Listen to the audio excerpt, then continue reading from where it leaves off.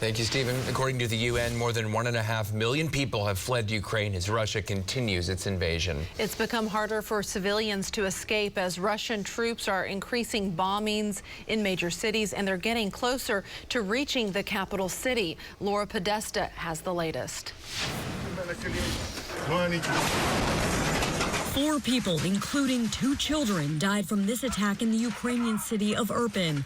Just 15 miles from Kyiv, Russian forces shelled the city as they move closer to the capital. We know why we defend our country. In Kyiv, hundreds of men are volunteering to fight. We know what we are doing, and that's why we will win. President Volodymyr Zelensky urged his people to not give up and called on other nations to supply Ukraine with fighter jets, something the U.S. and Poland are working on. We're talking with our Polish friends right now about what we might be able to do to backfill their needs if, in fact, they choose to provide these fighter jets to the Ukrainians. There's a third round of talks between Russia and Ukrainian delegations today.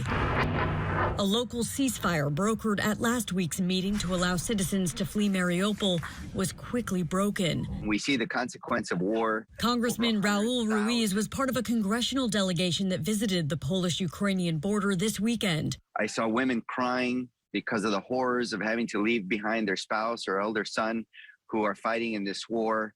It is truly a humanitarian crisis that we must address. Lawmakers are hopeful that a $10 billion aid package for Ukraine can be passed as soon as this week. Laura Podesta, CBS News.